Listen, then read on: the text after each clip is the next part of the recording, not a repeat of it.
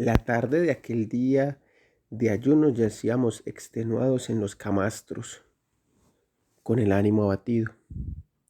Apenas se hablaba o se mascullaba con un tono irritado. Para colmo, se apagó la luz.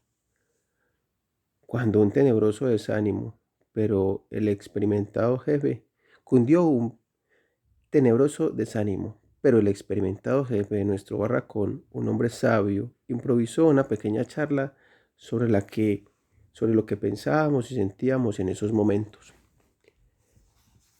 Recordó a los muchos compañeros que habían muerto en los últimos días por enfermedad o suicidio, y también mencionó cuál era posiblemente la verdadera razón de su muerte: la pérdida de esperanza. Afirmó que tenía que haber algún medio para prevenir el mortal abatimiento de los prisioneros, y me señaló a mí para que los aconsejara. Bien sabe Dios que no me hallaba en la mejor disposición para improvisar una disertación psicológica o soltar un sermón a mis compañeros para ofrecerles una especie de cura médica de sus almas. Tenía frío, hambre y estaba agotado. Me sentía irritable. Con gran esfuerzo me sobrepuse y no desaproveché esta singular oportunidad, pues en aquel momento era más necesario que nunca infundir ánimos. Cura médica de almas. Recurrí al más trivial de los consuelos. Dije que, a pesar de estar en el sexto invierno de la Segunda Guerra Mundial, no estábamos en la peor situación.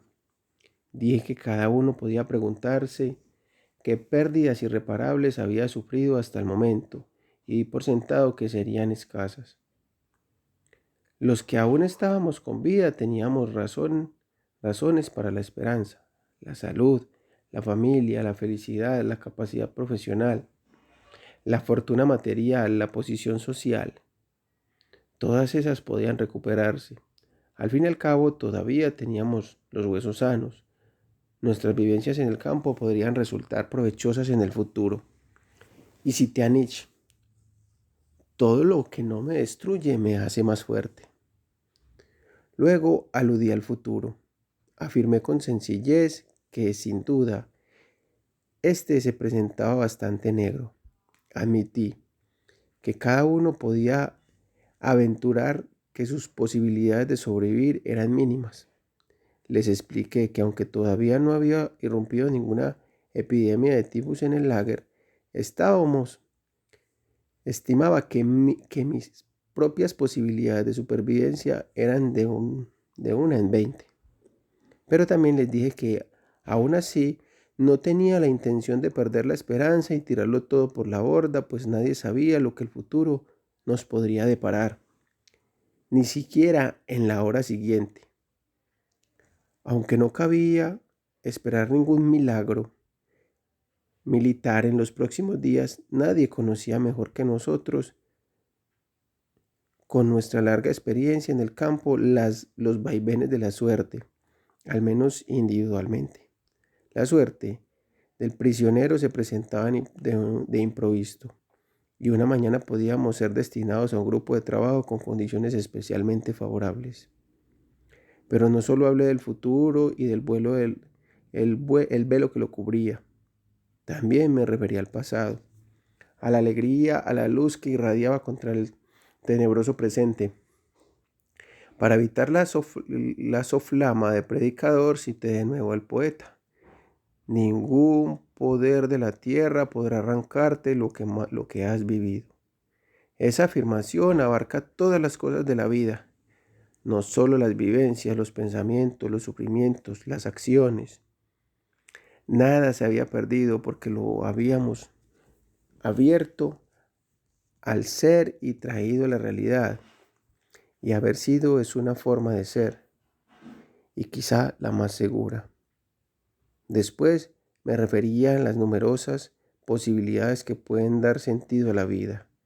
Mientras mis compañeros yacían inmóviles y a veces se oía alguna queja, Les dije que la vida humana nunca, bajo ninguna circunstancia, deja de tener sentido y que este sentido ínfimo, infinito de la vida incluye también el sufrimiento y la agonía, las privaciones y la muerte.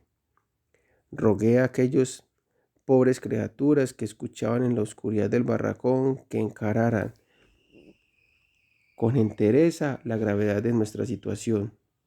No debían dejarse abatir por el desánimo, sino conservar la confianza y el coraje, conscientes de que ni siquiera la falta de perspectivas de nuestra desesperada lucha podrían arrebatarles su sentido y su dignidad.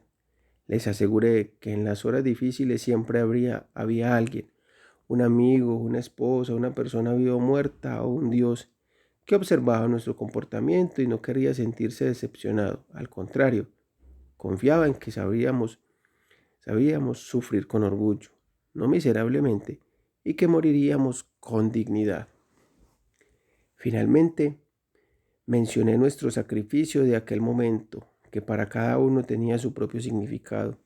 Les expliqué que ese sacrificio parecía absurdo en el mundo normal, donde impera el éxito material. Pero en realidad nuestro sacrificio sí tenía sentido.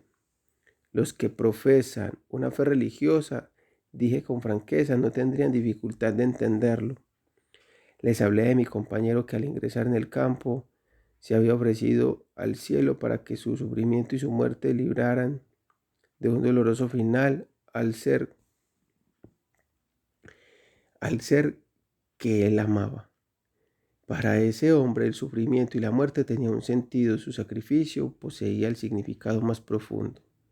No quería morir en vano, ninguno de nosotros lo queríamos. El propósito de mis palabras era dotar de ese sentido último a nuestras vidas en aquel momento, en aquel lugar, en ese barracón, en aquella situación prácticamente desesperada. Al encenderse las luces comprobé que había logrado mi propósito, pues las miserables figuras de mis compañeros se acercaban renqueantes y agradecidas con las lágrimas en los ojos. No obstante, he de confesar que en escasas ocasiones me encontré con fuerzas para establecer este vínculo con mis compañeros de sufrimiento. Seguramente perdí muchas oportunidades de ofrecer este consuelo. Psicología de los guardianes en el campo. Entramos en la tercera fase de las reacciones psicológicas del prisionero, la fase tras la liberación. Pero antes conviene considerar la pregunta que con frecuencia se le formula al psicólogo, especialmente si conoce el tema por experiencia propia. ¿Cómo eran los guardianes del campo? ¿Cómo era posible que un hombre en carne y hueso, como los demás, tratara a los prisioneros de un modo tan inhumano, tan brutal? Sí, se da crédito, pero por increíbles que parezcan, a las atrocidades narradas por los supervivientes parece obligado a preguntar cómo es posible. Después, desde el punto de vista psicológico, que esto haya podido suceder. Para responder a esta pregunta sin entrar en demasiados detalles es preciso puntualizar algunas cosas. En primer lugar, habían sádicos entre los guardianes, sádicos en el sentido clínico más estricto. En segundo lugar, siempre se elegía a esos sádicos cuando se necesitaba una patrulla realmente implacable. A la sección negativa a la que ya nos referíamos, como la que se realizaba entre los prisioneros para elegir los capos, y en la que fácilmente se comprende que se eligiera a los individuos más brutales, se añadía la selección positiva de los sádicos. Una de las grandes alegrías en los grupos de trabajo tras duras horas de bregar helados consistía en calentarnos unos minutos, si lo permitían, ante una pequeña estufa alimentada por ramitas y virutas de madera. Pero siempre aparecía algún capataz que disfrutaba privándonos de ese pequeño consuelo. En su rostro se reflejaba un placer macabro. No solo nos prohibía acercarnos al calor, sino que gozaba volcando la estufa y apagando el agradable fuego en la nieve. Y si la SS les molestaba un preso determinado, había siempre entre sus filas, alguien sin escrúpulos y especialmente competente en torturar sádicamente y en cuyas manos dejaban al desdichado prisionero. En tercer lugar, la mayoría de los guardias tenía el corazón embotado por haber sido testigos en el campo durante largos años a un ritmo creciente de los métodos más brutales. Estos hombres, endurecidos moral y mentalmente, al menos se negaban a participar activamente en las acciones sádicas, pero no impedían que otros las consumaran. En el cuarto lugar, hay que afirmar que algunos guardianes sentían compasión por nosotros. Mencionaré el caso del comandante del campo del que fui liberado. Pertenecía a la SS tras la liberación. Antes de esa fecha únicamente lo sabía el médico también prisionero.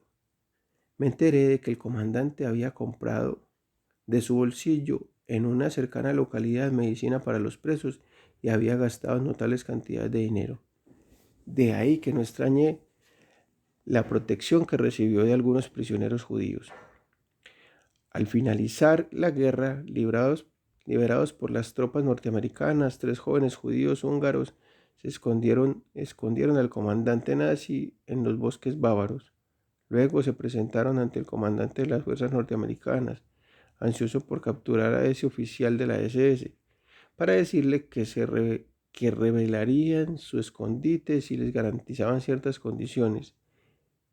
El comandante norteamericano debía prometer que no se le haría ningún daño. Tras pensarlo un rato, prometió a los jóvenes judíos su protección al oficial alemán.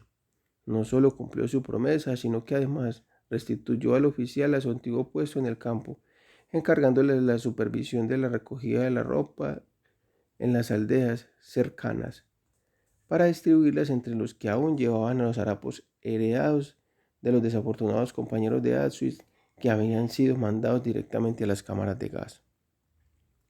Sin embargo, el prisionero más antiguo del campo era peor que todos los guardias de la SS juntos. Golpeaba cruelmente a los prisioneros a la mínima falta, mientras que el comandante alemán, que yo sepa, nunca levantó la mano contra ninguno de nosotros. Es evidente que el mero hecho de que el hombre haya sido guardia del campo o prisionero no revela casi nada de él.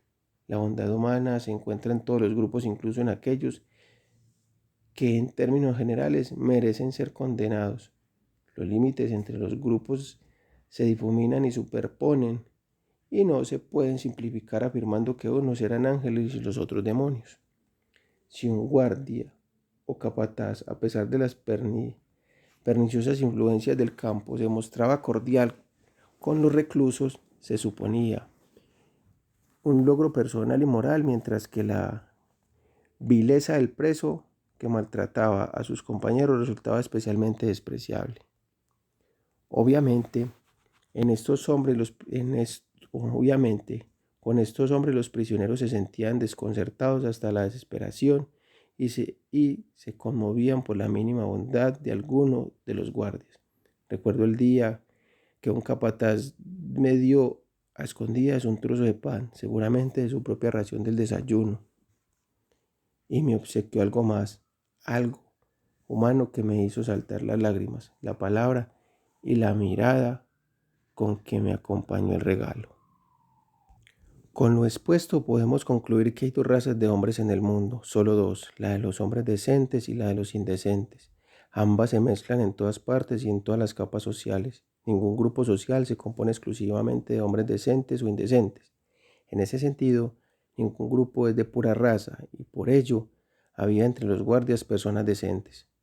La vida en un campo de concentración desgarraba el alma humana y exponía a la luz los abismos anteriores. Sorprende que en su profundidad las cualidades humanas estén compuestas en su última naturaleza de bien y del mal. El límite que separa el bien del mal y que imaginariamente atraviesa todo el ser humano llega hasta las más hondas profundidades del alma y aparece incluso en el fondo del abismo que que se pone de manifiesto en el campo de concentración. La historia nos brindó la oportunidad de conocer la naturaleza humana, quizá como ninguna otra generación. ¿Qué es en realidad el hombre? El ser que siempre decide lo que es. Es quien quien ha inventado las cámaras de gas, pero también el que ha entrado en ellas con paso firme, musitando una oración.